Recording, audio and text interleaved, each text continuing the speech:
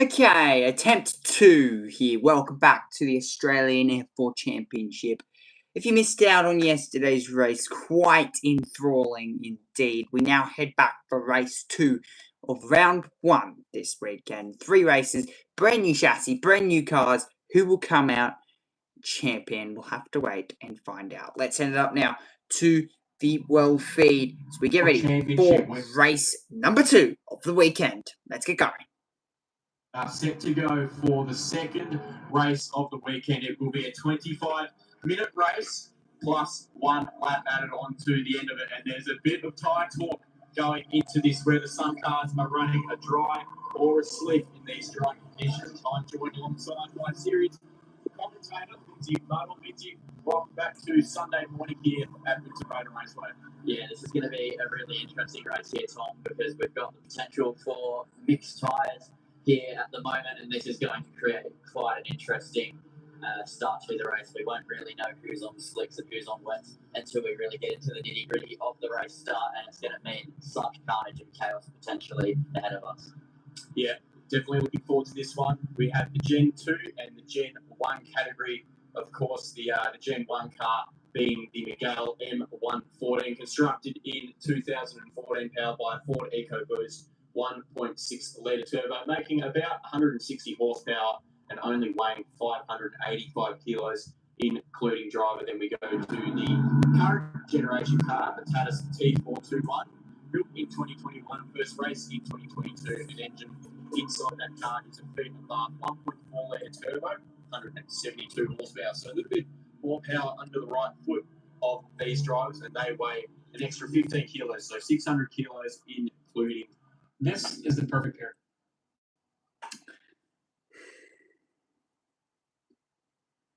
Of those cars have been produced around the world, so the dominant Formula 4 chassis in the world, a carbon fibre monocoque structure there.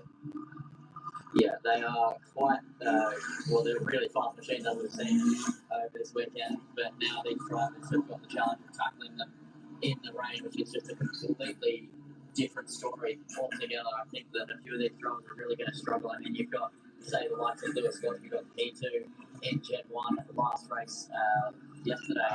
He has never driven in the in AU4 before, as we've got cars going into the pit lane now. Some have made it to the grid, some have elected to go to the pit lane. I wonder if these guys going to the pit lane are rolling around on wets and they've thought better of that and want to move to a dry compound. We have a drying line on the circuit, as you can see there, and that is by far the trickiest conditions to drive a race car in, because if you step outside of those tram tracks, you are going to go off in a big way with the proximity of the wall here, close at turn number 2, a very tricky section of the course. A few more cars rolling back out onto the track. It's a bit hard to see from this camera angle. That's a time definitely on that car that just rolled past. I think that's one of the F4 cars there. Yeah, definitely wet tyres there. A few macro cars as they roll past our country box here on the exit of turn number 2. So it's not being declared wet, I believe, means you have to start on a wet tyre for this race.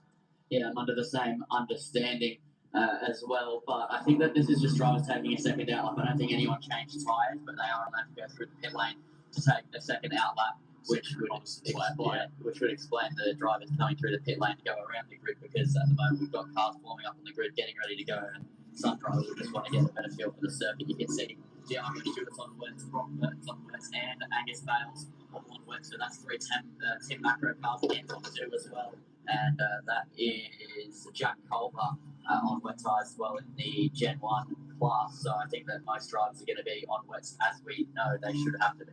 This extra reconnaissance lap also helps to build a little bit of tyre temperature and brake temperature. When you heat the brakes up, it heats the carcass of the tyre, which ultimately gives you more temperature and more grip. It will also raise the pressures, so that'll be something that the teams will be checking when they form back up onto the grid. They'll be dropping those pressures, I assume, down to the minimum, the wet tyre compound pressure there, which would be probably around 20 psi. We can only speculate when they run in the wet. I know it's around 20 psi on their dry compound tyres. So that's something for the teams to focus on, perhaps a little bit more wing angle for this race and a softer rear bar to help the rear of the car squat on corner exit and put that power back down to the road. Just having a look here at car 66. This is one of the Gen 1 cars. That's Lewis Gotch.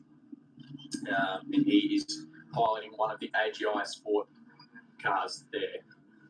Yeah, so now they'll be coming up to the grid and we'll see the cars getting positioned in their grid spots ahead of the formation lap. So this is now where the pressure rises for these drivers. Everybody's going through their last second checks, making sure the cars are all good, making sure they know what they're doing ahead of the race, and then we'll be underway for racing action. So this is going to be just a bit of a build-up now. They're on the grid. They're getting ready, more than just in a mental way. As I said, they've got to get the cars all prepared, and then it's go time. I think there's a few tyres out there at the front of the grid, so I'm not sure what that's about. I can't see what they're doing with them. Perhaps just getting them ready if there is a slight change of rules here where they are able to start on a dry, but no, those teams pulling those tyres away. So we believe every car out there is starting on a wet with a drying line. So that means at some point during the race, they're either going to be hoping for a rain shower to help cool these tyres down, or they'll be driving down the part of the tracks which are still wet. You're pointing at the screen here, Lindsay. What have you seen on your pole sitter's car? It looks like Jensen's on dries. I don't know if it looks like that to you. I can't see grooves. I think you're right there, and we're having a look back at the second row there, the second place car there of Marco Manson. He's definitely on a wet tyre compound, as well as Boris Lism there, all the way from Poland, of course, racing here. First time in Australia. He is a Spanish Formula 4 sprint race winner, so a little bit of international flavour here, as well as Marco Manson. Marco Manson starting off position at number 2 there. So, yeah, a little bit of international flavour with some New Zealanders here and a Polish driver for the first round of the Australian Formula 4 Championship here at Winton Motor Raceway. Yeah, and it's good to see such variety around the grid. As now they've been given the buzz of the horn, and now all the engineers and mechanics will be making their way back over the pit wall and off of the grid, so the formation lap can get underway. So it all starts to rise now. And you saw yesterday's race. If you had to make a prediction, who do you think is going to do really well here? Well, I saw Jensen Merrill pretty much control all the race yesterday. Marco Manson was able to be within that sort of second range, but it didn't seem like he had that extra go to run with your race leader, Jensen Merrill. So I'd say it's... Are you paying too much for you? Typical ads.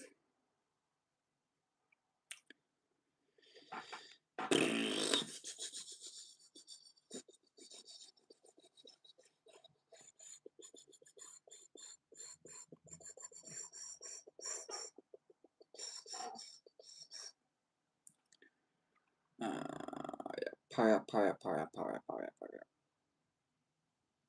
All Jensen Merrill's to lose at the moment, albeit he is on that slick compound. So that's going to be pretty tricky to fire those tyres up in these cooler conditions. He'll be absolutely scrubbing those tyres on the formation lap, which we are about to set off on in any moment. Marco Manson will also be trying to get his tyres fired up for that all-important run down to turn 1 in just a few moments' time. So I think it is Jensen Merrill's. He'd be the form guy for this race for sure. Yeah, 100%. But a driver I don't want to count out is Boris Lism, because he started at the back of the grid and then went even further back after going off at turn 3 yesterday during race 1, and then he managed to find himself finishing in 3rd position. And he's also a driver that we know is coming over from F4 Spain, and specifically as well the Formula Winter Series. Had almost every single race in that competition be a wet race. So he has so much wet driving seat time in a Formula 4 car, and you just can't discredit that experience in the slightest. It is such a major factor. Absolutely. Experience will come to the forefront here for the second race of Formula 4. We did see him run off at turn 3 and had quite a nasty moment over the exit curve where the car got airborne through the gravel track. He was able to rallycross style it out on the exit or entry of turn number 4 and recovered back to an impressive P3 there. So, of course, still learning this track, being an international driver, where these guys like Jensen Merrill and Marco Manson might have a little bit more experience on the simulator as well as real life. We were here Thursday for a test day where the drivers, I believe, got almost 6 hours of running time plus some practice starts at the end of the day. And then we had 3 sessions Friday, I believe. Yeah, 3 practice sessions, 2 30-minute counters and a 15-minute session in the Arvo. So plenty of track time so far for these young and upcoming drivers in Formula 4. Yeah, 100% is there now. That they have the 30-second warning before they get underway for the formation lap. So the timer is ticking and they'll be underway soon. But yeah, there's a lot to think about. Another thing is the race start. All of these drivers did their practice starts in the dry conditions. They did their starts yesterday in dry conditions, and now they have to get used to the fact that the track will not be as grippy. So we might see a couple of cars really wheel spin off the line, and maybe a couple of cars will bog down as well. It's just all factors to consider in this race. It is going to be so critical as the formation lap now gets underway. So starting these cars will be just like driving away from the traffic lights down here at Benalla after picking up your coffee early morning at McDonald's, and they'll be looking to get as little wheel spin as possible. This practice start for the formation lap will give them a little bit of a guide as to how much clutch and throttle input they will need. So here's a confirmation of your starting order for this race. We'll be Jensen Merrill starting from pole position in car 31, who dominated yesterday from Marco Manson. The international player of Boris Lizard lines out of position number 6, and then we move to Angus Bayliss in position number 4. Yeah, and then we have Brock Burton in 10th, Lana Flack in 11th, Diago Stewart in...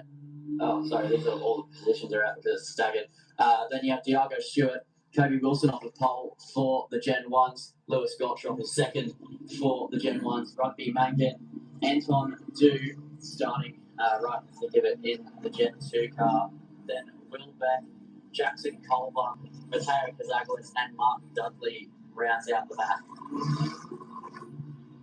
Turning over the page there to Xavier Babbage Hockey, who had an incident down at turn number 10, almost found the outside wall there onto the back straight. There was a collision between him, he and another driver, and then rounding out the field there, I think that was Lucas Solo in one of the Generation 2 Tatuses there as the field cycles through up the top end of the circuit. Having a look here at turn 8 and the entry to turn 9. Turn 9 was a key point in yesterday's race. We were noticing a lot of drivers taking a different line. They were almost sort of, in a speedway term, diamonding the corner off, where they'd run high on the entry and shallow on the exit to avoid a nasty bump in the centre of the corner, which can unsettle the car. And it's a pretty critical exit, albeit not too long of a straight between turn 9 and 10, where you can set up a move ultimately into turn 10 or into turn 11, the penultimate corner. So it's a key traction zone around this short of the Motor Raceway circuit. It should be important to navigate there. Having a look at Anton Du, car 88, one of the Tim Macro cars. He's through the final corner, and we will be looking to take up his grid spot here shortly.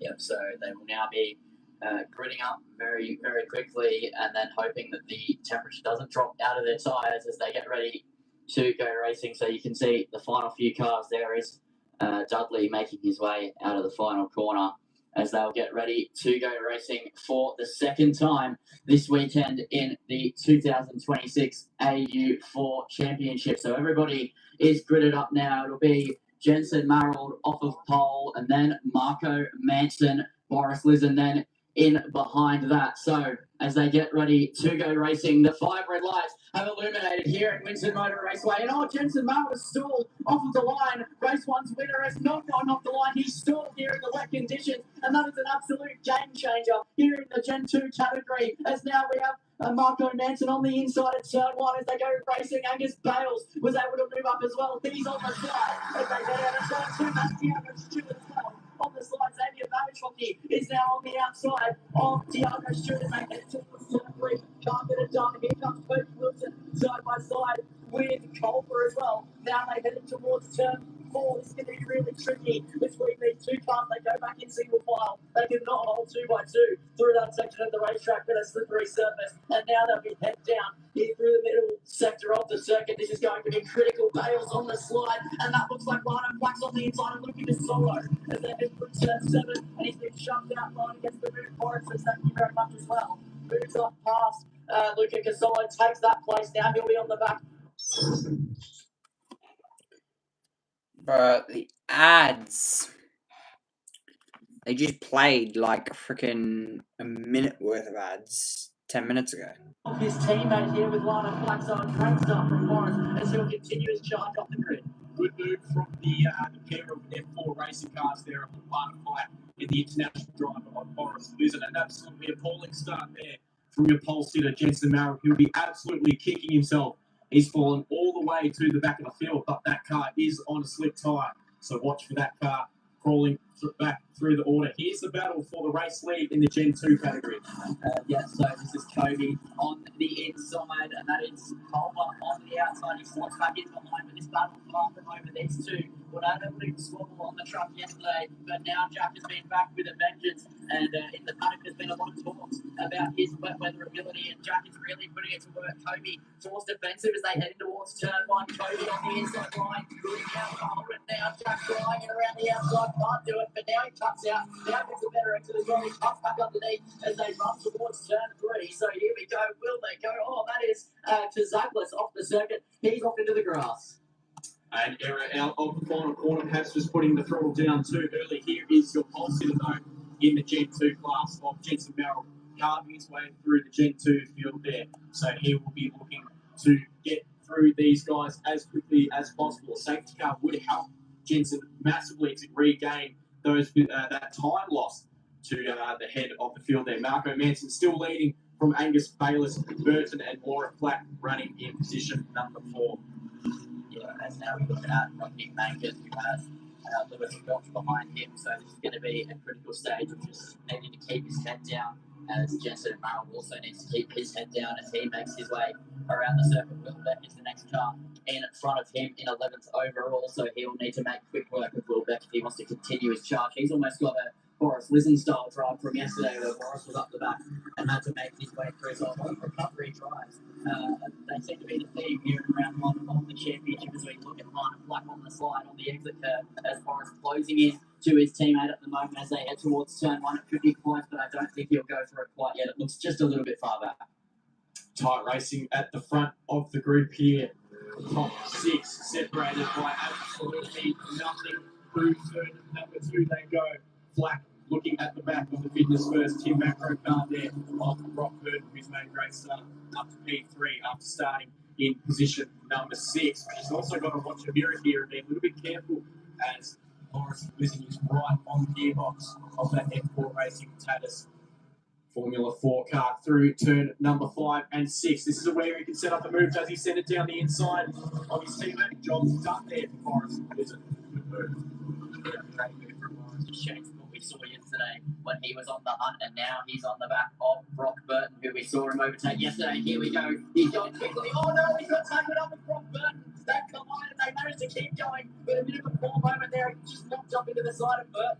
And that was really, really poor, just poor judgment. I think a bit of a lockdown involved in that as well. As now we see Lana Flack on the inside of Brock Burton as they head through turn 10. And Brock's off again. Here comes Luca Casillo underneath both of them. And I think he's been able to get that done. Casillo does get it done. Past 3 cars in just a couple of corners as they all swabble. Lana now forced to stare at the back of Casillo and AGI Sport car. Lillard was able to get past Brock after he went sliding off. But it's absolute scenes here with 17 minutes.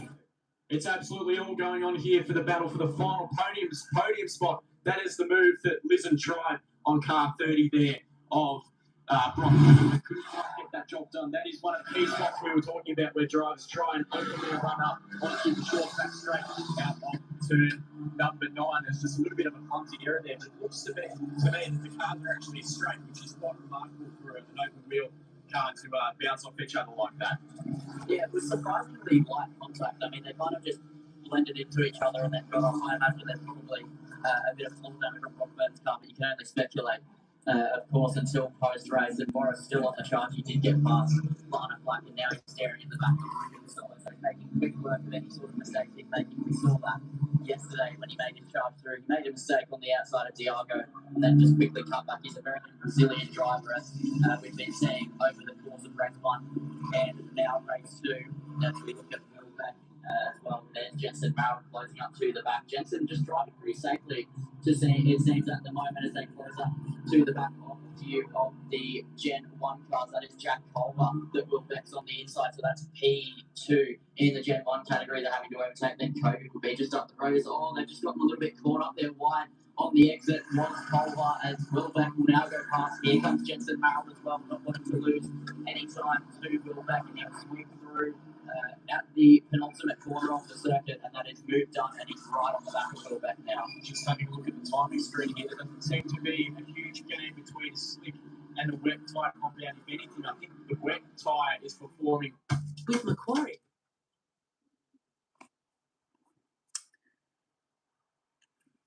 Ads, we hate the ads. Ads, we hate the ads. Slightly better at the early stages of the race. Jensen Merrill last time by setting a 27.9, and the car in position number 4 of Forrest Listen, the international driver from Poland.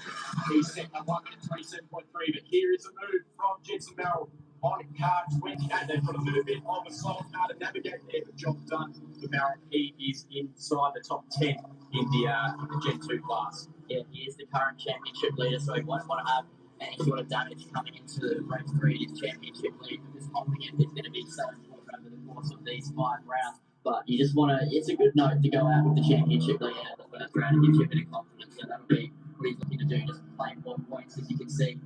Boris Listen closing up to the back of the solo at the moment as they make their way around the circuit. But yeah, we've seen a lot of good racing so far. Now they're settling into the rhythm. The track is slippery, so now they're understanding where the grip is, and they'll continue to just lap around and see what they can do. Just noticing the behaviour there of Boris Listen's car as he tended to slide on the entry to corner number 9 off the road there. I believe that is Beck. I think it's Diago Stewart who went off the circuit.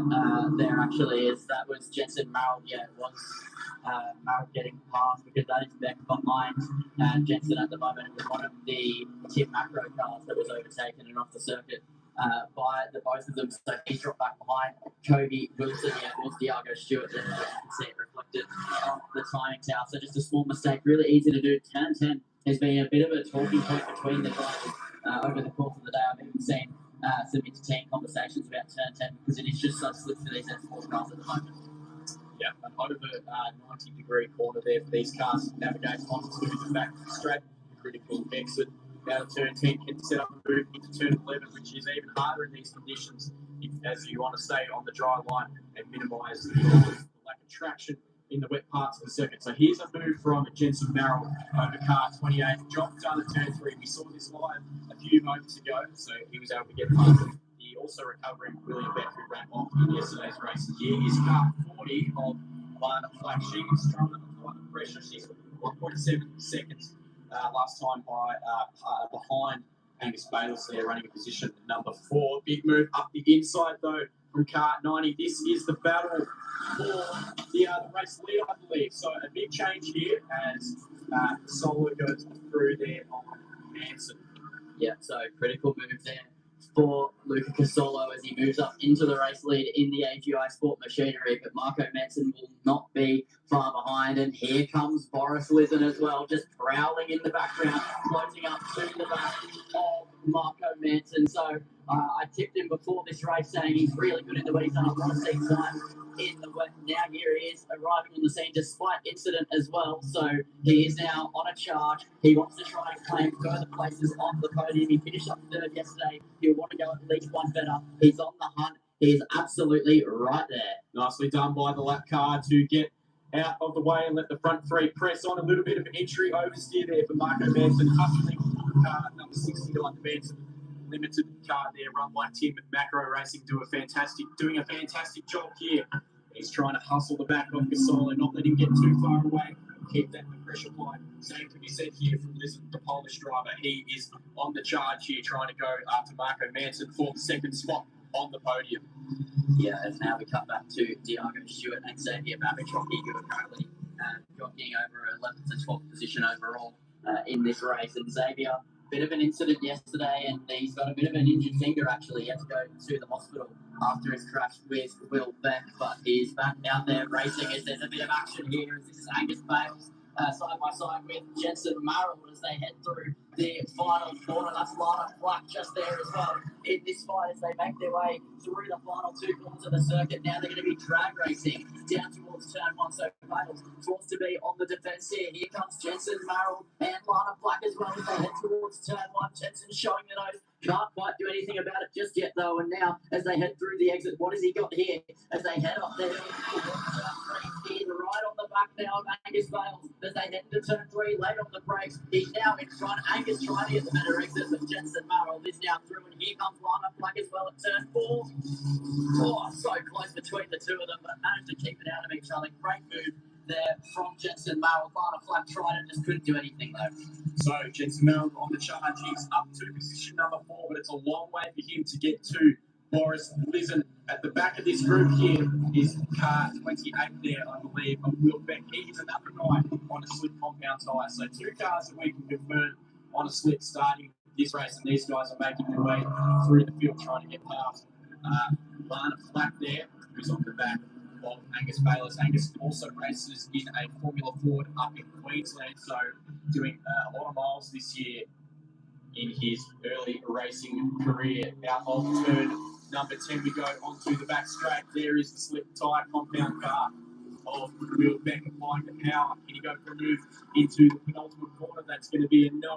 Bayliss pulls it up nicely, but Will Beck will have to find another way through. We have 9 minutes remaining on the clock, so still plenty of time for these guys to catch up to the top 3.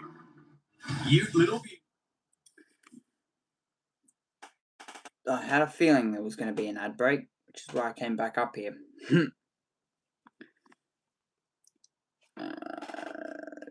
Yeah, and the slip tyre seems to be the vastly superior tyre at the moment. I mean, look at Jensen Marrow. He's got Will Beck 5.4 seconds since getting the move done on Angus Bales, and you can see Will as well just drove past Lana Flack on the exit of turn 10, and then drove off in turn 12 as well and got the move done quite comfortably on Angus Bales. And now Bales and Flack will be heading toe-to-toe towards turn 4, just in a little bit of a fight here, but not side by side at the moment. But yeah, really close stuff, really interesting stuff to see how the drives have sort of gotten better over the course of this race distance. And Luca Casolo as well, leading by 5.7 seconds this in the slip. I'm not sure if Luca Casolo is on a slip. Big moment there from Bayliss as the car swaps ends on him into turn number 7. An incredibly tricky corner as the car is shifting weight from a double right-hander there, and he's hustling this car to try and not let Lana Flack past him here. This is the battle for position number 6, and last time by, I noticed Lana Flack driving down the front left-hand side, the right-hand side if you look at it on shot, just trying to cool down these wet tyres, trying not to let them overheat. You want to a little high temperature. You don't want to exceed the tyre temperature too much with these wet compounds. They can overheat pretty quickly. Yeah, and that is why we'll see the extra chopping and changing and sliding. Lots of understeer there as well. Yeah, a lot of understeering, as well as now we look at Marco Manson and Boris. Really close. Speaking of understeer, as you say, it's Jensen Marrow absolutely flying at the moment on the back of Boris Lizen as they head through turn 3. Absolutely fantastic pace from Jensen to be up the back of them already, and Boris a little bit wide on turn 4 as well. Will Jensen go for the move through the sweep, but surely not. He's showing the nose, but he can't quite get there. Really risky, but Boris is sliding all over the place. He's having a big struggle at the moment. He is on the wet tyres, so that's what we're seeing. The dry tyres have come into their own, and now he's absolutely flying as they head through turn 8. The dry tyres are absolutely so grippy in this track state, as now they're heading towards turn 9. Marrow on the inside of Boris Lizen is going to get the move done. Now he has Marco Manson in front of him, but fantastic driving from Jensen Marrow. Super move from Jensen Marrow to go around the outside of turn 8. Here is a replay. That's a huge off there. I think that's Lana Flack who's doing the turn 1 exit right there. And she's dropped a position there in that battle with Bayliss there. But back on shot, having a look at Marco Manson. These guys on the wet tyres are absolutely struggling to keep them underneath them, and it's just going to be Jensen Marrow drive by. He's up to position number 2 already. Yeah, and you've got to imagine that AGI Sport must have put a lot of their cars on the dry tyres, because that would explain why Luca Casolo is so fast. We can only speculate if we'll find out post-race as well. But Jensen Merrill, unless he does that same sort of closing to Luca Casolo, you sort of imagine that is the case. Casolo got wide, but he was with them. He was the same pace as them at the start, and then the track started to dry more, and he started to absolutely fly around. And yeah, he is on the slick tyre, so API Sport, with their two front-running cars, put the cars on slicks. They were similar pace at the start, and now they're just so fast. Yep, they rolled the dice, and it has paid off. That's a big gamble in car racing when you want to start on a wet or a dry tyre. And these two guys at the front of the field, in fact, Jensen Merrill's the only driver in the 1 minute 23 bracket, just ahead of him. Casolo setting a 1 minute 24.5. That's his personal best of the race so far. A little wide moment there from Lana Flack as she gathers it up through turn number 7. Hustling the back here of the Petronas full drive car there of Angus Bales. Yeah, and now Lana's really putting the pressure on as they come through this twisty section of the racetrack, and now they head out of the exit and towards turn 10. Lana seems to be just a little bit more comfortable in these conditions at this current moment compared to Angus Bales, but you just never know what's going on. Maybe Bales is just trying to cool his tyres back down so he can try and push again. That is something we'll see over the next 5.5 minutes of this race. But at the moment, Lana's putting on superb pressure for 6th position and just taking different lines. Angus is being forced to go so tight, just being a little bit defensive, and Lana is just using all of the racetrack, really opening up the exits, and that is putting Angus Bale under even more pressure. A little bit of exit oversteer from Lana Flack as she hustles the back of the Petronas car just up ahead, and behind these guys, I believe that is car 30 there of Brock Burton, the Fitness First Tim Macro Motorsport car. Big line from Bales on the exit of 2. Does this give Lana Flack a sniff into turn number 3? The answer is no. She's having her own moment, a little bit of entry oversteer for car number 40 there. Yeah, I mean, just look at the way they slide through turn 4 as well. These cars with the wet tyres are on the absolute raggedy edge at the moment. They have such little grip. They must be so overheated at this point with 4.5 minutes to go. They've been circulating for so long on these tyres. As here they go into the hairpin. Lana really opening up the corner compared to Angus, who's feeling all sorts of pressure at the moment. Surely a mistake is bound to creep in at the moment as Lana's just putting on an absolutely offensive masterclass at the moment as they head in towards turn 9. And again, the line difference between these two drivers is so stark. Yep, absolutely. It is a big difference between the line taken for these guys. Of course, opening your entry up does invite the car behind to potentially set a move into turn number 9. And if you can get that done, that would be a terrific job there for Lana Flack. She's trying to go around the outside into the penultimate corner, but Angus Bales is just doing everything right at the moment. I think a slight touch up there. Bale play on. And you look back here at car 28 there of Will Beck hustling the back of the Polish driver. Car 28, of course, on the slip. And the Polish driver just ahead there of Boris Lizard. We'll help you.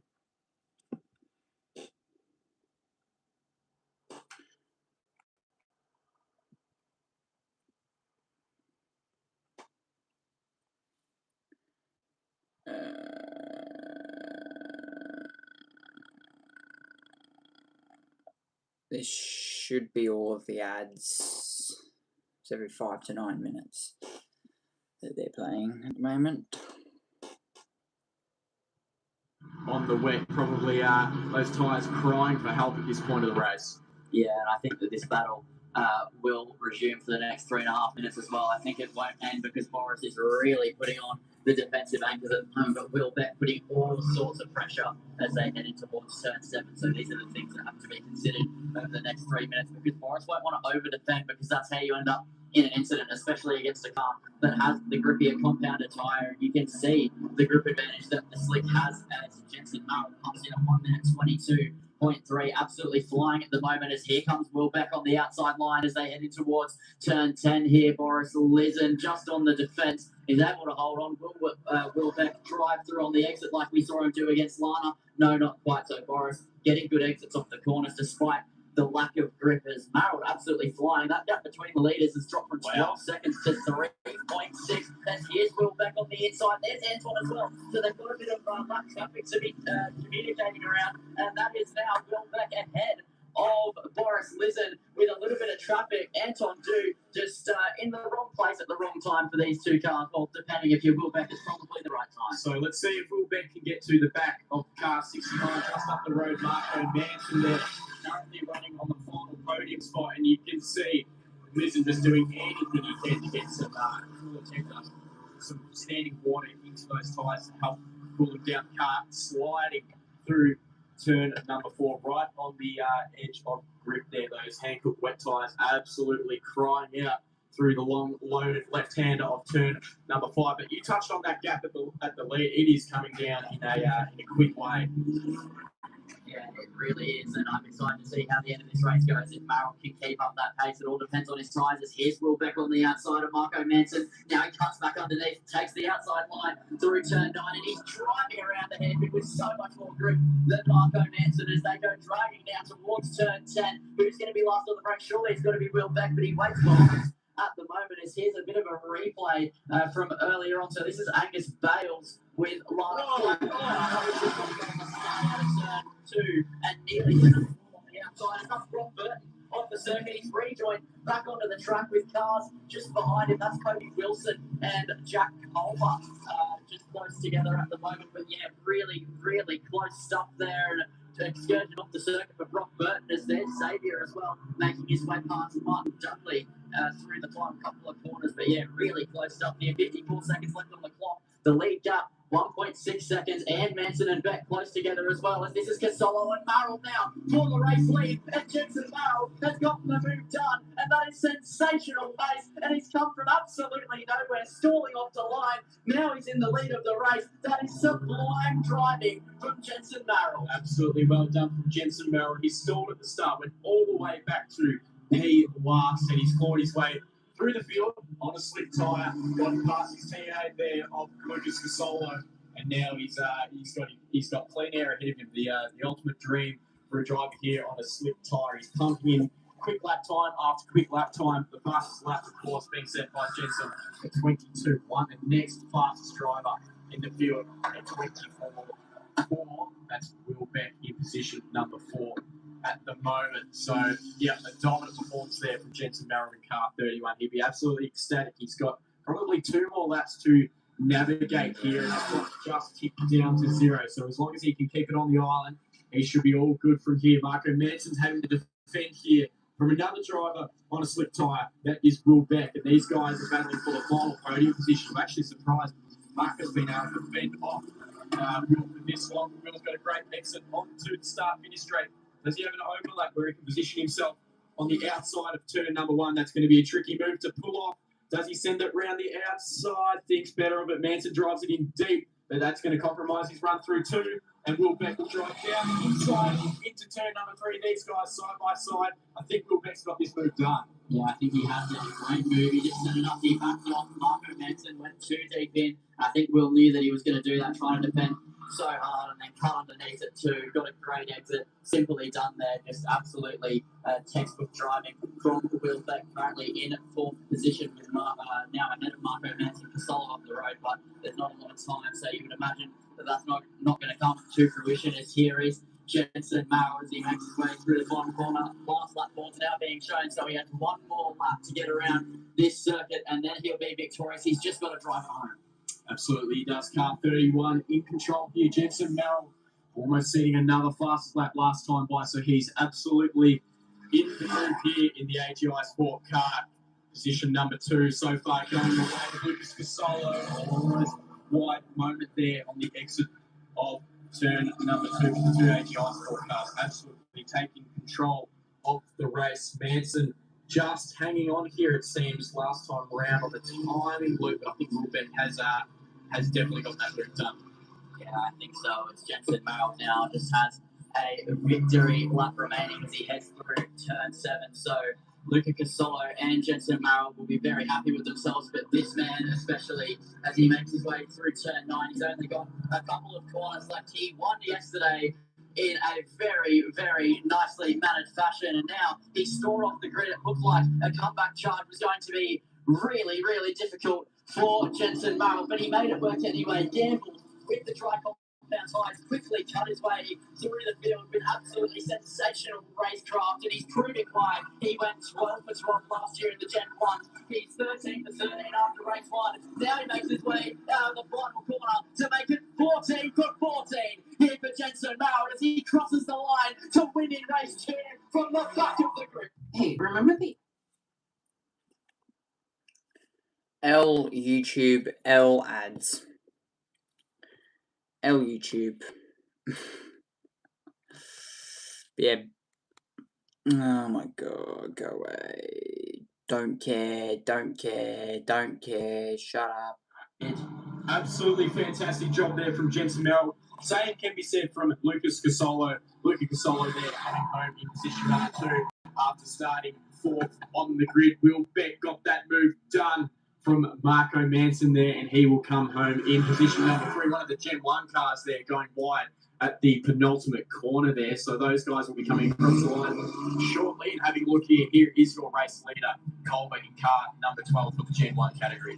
Yeah, so Jackson Culver, really good driver in the West. There's a lot of Gen 1 talk about that around the garages, and he's now come out and proven that he got past Kobe Wilson after a little bit of a scrap, and now he's just got a couple of corners to go before he takes the win. So Kobe took out race 1, but Jack Culver did get pole in quali 2 as well, so he was able to get pole for race 3, which we'll see later today. So we knew he had pace underneath him, but it just didn't work in race 1. Now, here in the wet conditions, he's been able to negotiate the tricky weather here in the Gen 1 category, and he makes his way through the final 2 corners now.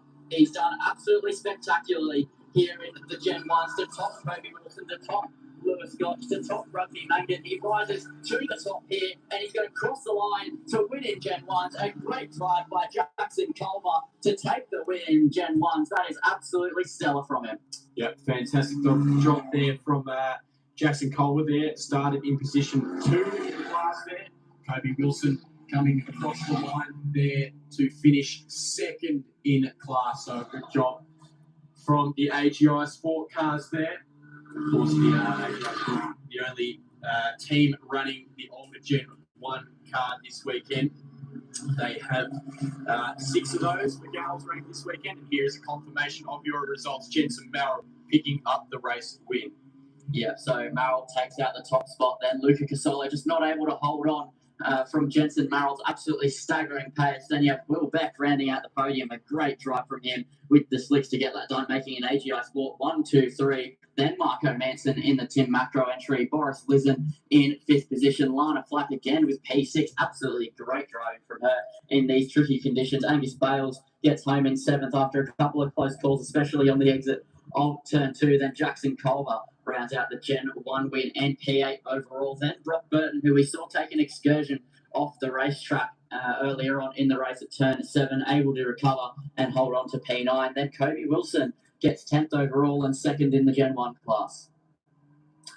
And it's Xavier Babbage, Diago Stewart, Lewis Scott, Ruby Mangan, Anton Du, Martin Dudley, and Matteo Gajalis in position 17. So that wraps up race number 2 for the Australian F4 Championship. Race number 3 will, of course, be the last action of the week and tomorrow of the week, more or less, until, of course, some more streams as well coming up as well this weekend. But yeah, we're going to head to a bit of a break now, and in about an hour and a half's time, we'll be back for the Formula 2 feature race, which will be rounding out the week, and then a couple more streams throughout the week as well. So, if you guys did enjoy that, hit like button, subscribe. And yeah, that is it for the Australian F4 Championship. Back for race 3 tomorrow from 3 o'clock local time. Till then, it's bye-bye.